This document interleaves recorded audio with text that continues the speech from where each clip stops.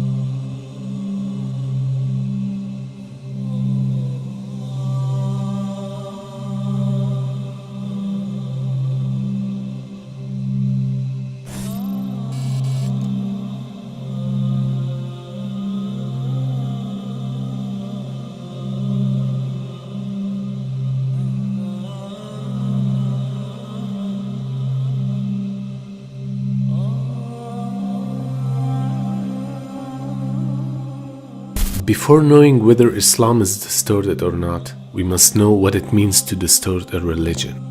Distortion of a religion basically means to change the basis and the reference of a religion, which is the book, even if it's only 1%. Which means if a book is being changed, the beliefs taken from that book are also distorted. Now this thing has happened to every divine religion throughout the history, including Judaism and Christianity. And every time that the divine revelation was distorted, Allah subhanahu wa ta'ala sent an updated version so that the pure message of monotheism remained for mankind. And Quran is the last divine revelation to mankind and the most complete of all. The fact is that Islam has not been manipulated even to the smallest degree, because the base and the essence of Islam remained the same, unlike other religions which their base, meaning the books, were manipulated. And for that there are lots of proofs, such as the perfect order of the Quran, the mathematical arrangement of the verses and chapters, the scientific nature of Quran, the accuracy of the predictions it makes, the logical solutions that has been illustrated in the Quran for any problem, all in all show that this book has been preserved. And it is impossible to change this book because it is saved in the hearts of hundreds of millions of Muslims around the world. Now think about this. If we eliminate all the books written from the face of the earth in a way that nothing remains from them, the only book which can be restored 100% same as it was will be Quran, because it has been memorized by millions of people word by word and letter by letter, subhanallah. And it is the greatest proof that no one can change Quran even by one letter. Now the point is that Allah subhanahu wa ta'ala is guaranteed to protect the revelation, which is the base of Islam, from any kind of distortion. But here is the point. It doesn't mean that people's belief will be protected, because we are in an arena of test. That's why this hadith is not saying that Islam will be manipulated. It rather says that the people who are following it will be divided into 73 groups, each of them following different beliefs and fiqhs in the name of Islam. But only those who follow the true Islam, meaning Quran and Sunnah, are those who will be safe on the Day of Judgment.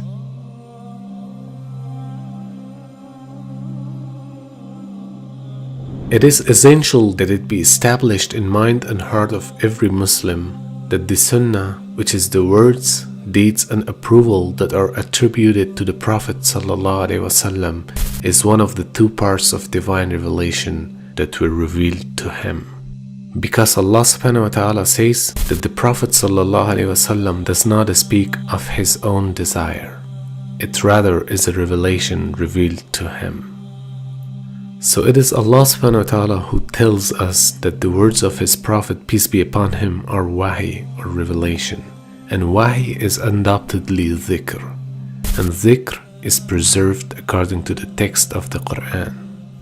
Once it is established that the Sunnah is a part of divine revelation, it is important to note that there is only one difference between the Quran and Sunnah, which is that the Quran is the word of Allah subhanahu wa ta'ala, which was revealed verbatim to the Prophet sallallahu alaihi wasallam, whereas the Sunnah may not be the words of Allah, rather it is only his revelation. So it does not necessarily need to come to us verbatim, but the meaning of it comes to us.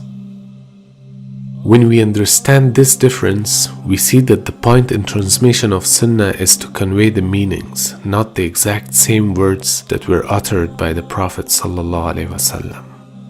Islam tells us that Allah subhanahu wa ta'ala only preserves the words of Quran in full, and He preserves the general meanings of the Sunnah and that which explains the Book of Allah, not the exact words and phrases.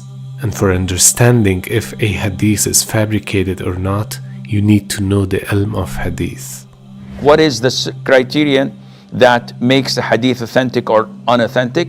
This is like asking a doctor, a neurosurgeon, how is he going to operate on a patient and what are the procedures he's going to follow.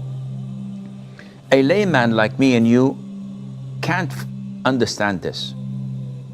You may not be able to understand how a neurosurgeon works, and a neurosurgeon may not understand how you, as a professional mechanic, work on a car engine. So each one has his expertise, his knowledge, and this is his bread and butter.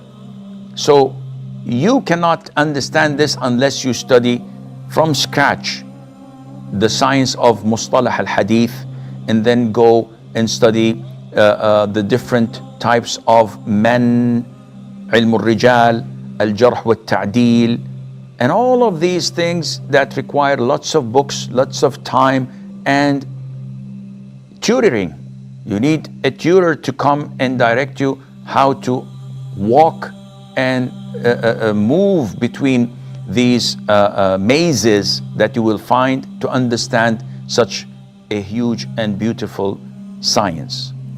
Okay, it was just an understanding of how Islam is being preserved, but this is not all. We should know that Iblis is not sitting there and watching us peacefully following our religion.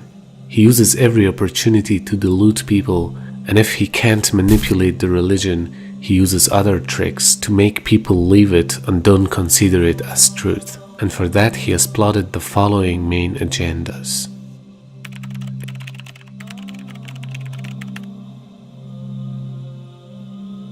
Iblis and his army cannot change the essence of Islam. Therefore, they hide the pure essence of Islam by propagating false information about it. And the tools they are using are politics, entertainment industry, and generally the mainstream media. According to a report from the Center of Media Monitoring, the mainstream media organizations spread anti-Muslim rhetoric even in cases when the story isn't about Muslims. From 2018 to 2020, the center analyzed 48,000 online articles and 5,500 broadcast clips from 34 British media outlets and 38 television channels, and found widespread use of anti-Islam and anti-Muslim language. The report says 60% of the articles on mainstream media platforms portray a negative image of Muslims and Islam. AFP, Reuters, and Associated Press are also listed among the offenders. And obviously most of the mainstream networks use these agencies' articles, and sometimes even without making any changes. The report also shows many examples of how these news agencies link Islam with various crimes in their coverage, even if some has nothing to do with the story. 7% of the examined articles also included tropes and generalizations against Islam. Imagine the effect of this huge load of false representation of Islam on society. They propagate against Islam so that on one hand, the weak Muslims get far from it, and on the other hand, the non-Muslims who are seeking for truth don't even come close to it, because of the false picture that they have presented from Islam. This is how the human psyche works. We are living in a society where almost everyone relies on media. The majority of people have become so much lazy to at least think about what they are being fed.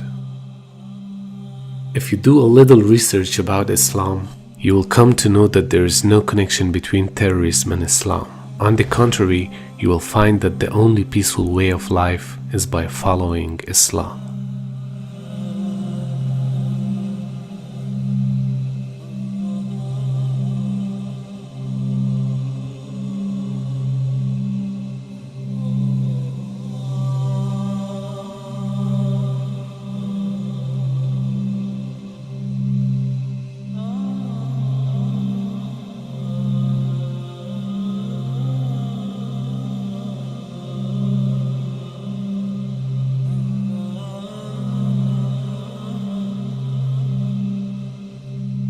Have you ever thought, why is Islam always being attacked by the system? Because if the whole system is moving towards falsehood and immorality, then the only treat for it will be the existence of the truth, and it will definitely be targeted by the system.